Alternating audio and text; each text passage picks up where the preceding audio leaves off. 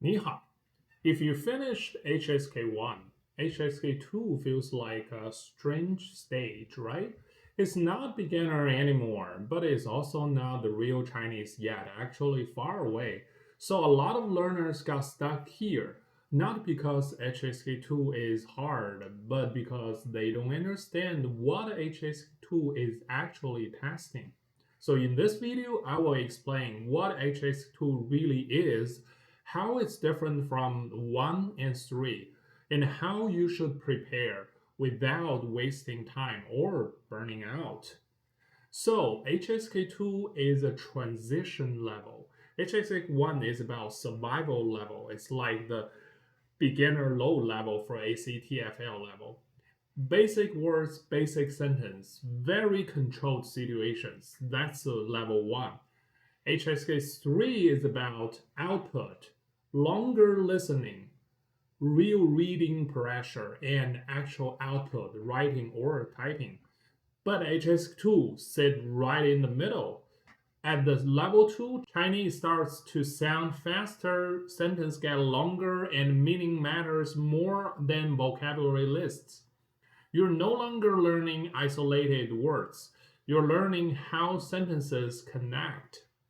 So let's compare them clearly.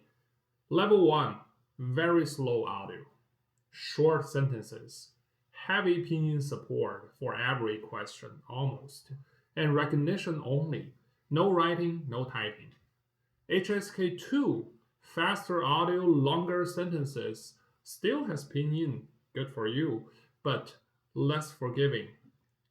Level 3, no pinyin, much longer listening, reading under time pressure, writing becomes required. So the level 2 is your last safe level. It's the best time to build listening habits, sentence intuition, and reading confidence. If you rush through level 2, level 3 will be brutal. So SHK 1, the HSK 2 has two sessions, listening and reading. No writing sessions yet, so it's exactly same format of level 1. But don't be fooled.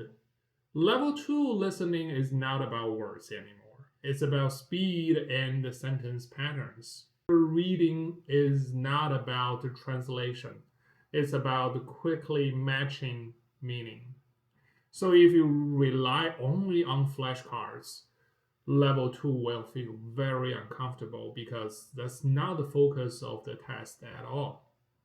Although HSK 2 also have a vocab bank contains 150 words, same as level 1. So HSK 1 150, HSK 2 150.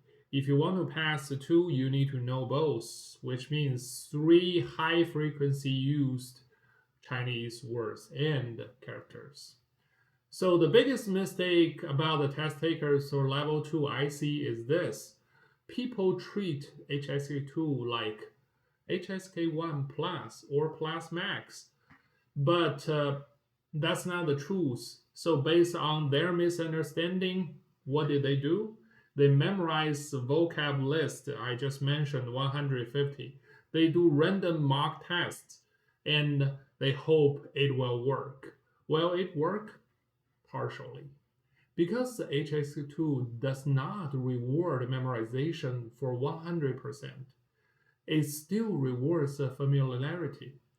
So if your brain hasn't been seeing the sentences patterns through times, you will feel kind of slow, even if you know the words. So to prepare for HSK 2, you need to change one thing. You need to switch from the phrase, characters, and words to sentences. Here is a very simple strategy. First, listening. Like level 1, I always emphasize the listening because you have no time to respond. That's your real Chinese language sense. Even you don't understand everything. Second, read with support. Use pinyin and translation as tools, not crutches. Because what I said that is, after all, if you're learning a language, You want to be able to read the Chinese language in the Chinese characters, not only in Pinyin. Although Pinyin can help you to find a road sign in most of the places in China, that's not real Chinese. It's a tool. So when you prepare the reading, make sure you actually read the characters as much as possible. But since we're taking a test, if you feel it's impossible, then just look at the Pinyin. There's no shame about that. And the third part, still like level 1, delay writing. Level 2 does not test writing. So writing should support memory, not replacing anything. So your goal is very simple. When you hear a sentence, your brain should say that, I've heard this before. That's how speed improves.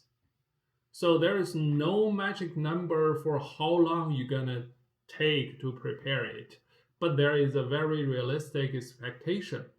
If you study a little every day with real listening and reading, HS2 is very achievable. What matters is not hours, it's repetition. The HSK2 is not about effort, it's about exposure. That's actually same as HSK1.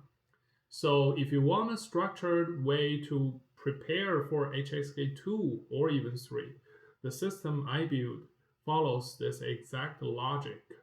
Listening first, supported reading, optional writing.